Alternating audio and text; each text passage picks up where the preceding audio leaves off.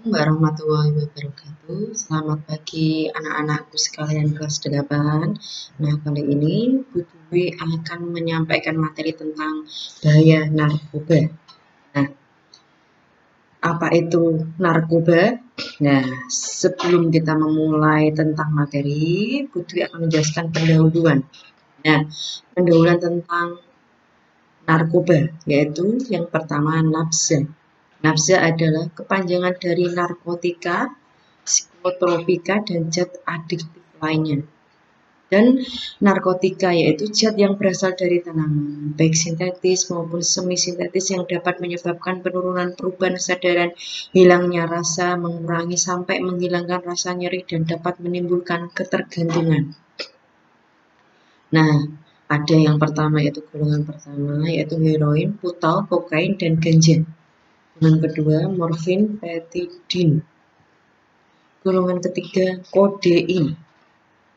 Nah, apa itu psikotropika? Nah, psikotropika yaitu zat atau obat baik alamiah maupun sintetis, bukan narkotika yang berkhasiat psikoaktif melalui khas pada aktivitas mental dan perilaku. Golongan pertama yaitu ekstasi, sabu, dan LSD.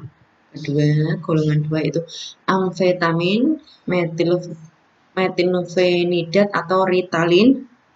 Yang ketiga, fenobarbital, flunitrazepam, dan zat aditif lainnya. Dan zat yang dapat menimbulkan ketergantungan yaitu alkohol, rokok, lem, eter, dan kopi. Nah, sekarang pengertiannya. Pengertiannya yaitu penyalahgunaan nafsa, yaitu penimbangan perilaku yang disebabkan oleh penggunaan yang terus-menerus sampai terjadi masalah. Dan zat adiktif, yaitu bahan yang apabila digunakan dapat menimbulkan kecanduan atau ketergantungan. Nah, kondisi yang dapat dijumpai yaitu 1. Intoksikasi, yaitu zat adiktif bekerja dalam sebab menyebabkan perubahan memori, perilaku, kognitif, alam perasaan, dan kesadaran. Yang kedua, toleransi, yaitu terjadinya peningkatan jumlah penggunaan zat adiktif untuk mencapai tujuan yang dikehendaki. Yang ketiga, sindrom putus obat, yaitu suatu kondisi di mana individu pengguna nafsa menurunkan atau menaikkan zat adiktif akan menimbulkan gejala kebutuhan biologis. Nah, faktor penyebabnya yaitu faktor biologis yaitu dari gen keturunan. Yang kedua metabolik. Yang ketiga infeksi organ otak. Yang keempat penyakit kronik. Nah, faktor psikologis yaitu kurangnya perhatian dan kasih sayang. Yang kedua pola asuh yang keliru. Keinginan coba-coba, konflik yang tidak terselesaikan, tuntutan yang terlalu tinggi. Nah, faktor sosial kultural yaitu pertama karena kemiskinan, kesenjangan ekonomi dan sosial, menurunnya solidaritas sosial, kurangnya optimalnya produk dan penegak hukum, dan tempat tinggal berdekatan dengan pengedaran atau penyalahgunaan nafsu. Nah, perilaku akibat nafsu yaitu halusinasi, pengalaman sensorik tanpa rangsang eksternal dengan kesadaran penuh. Gangguan persepsi ini akan terjadi pada semua panca indera yaitu pendengaran, penglihatan, penciuman, perabaan, dan pengecapan.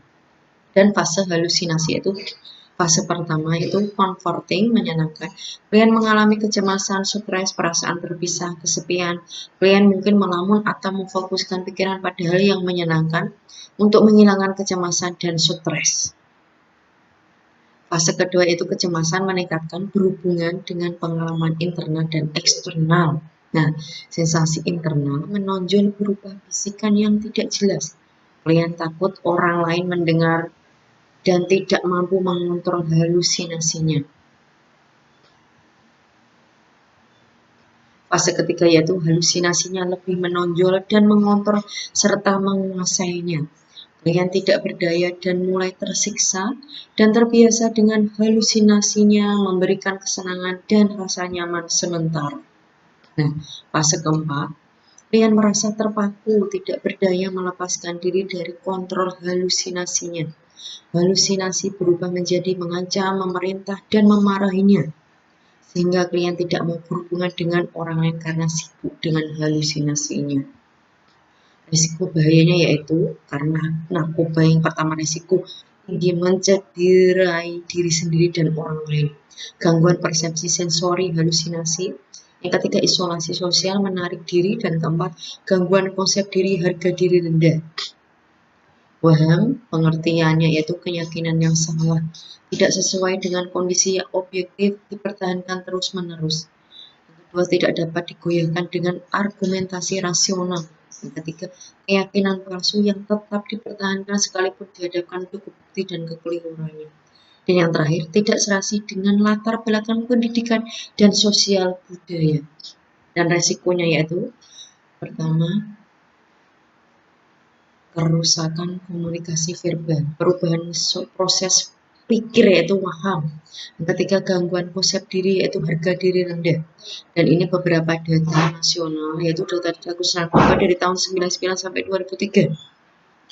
Nah, narkotika, psikotropika, bahan adiktif. Nah, jumlah semakin bertambah setiap tahun.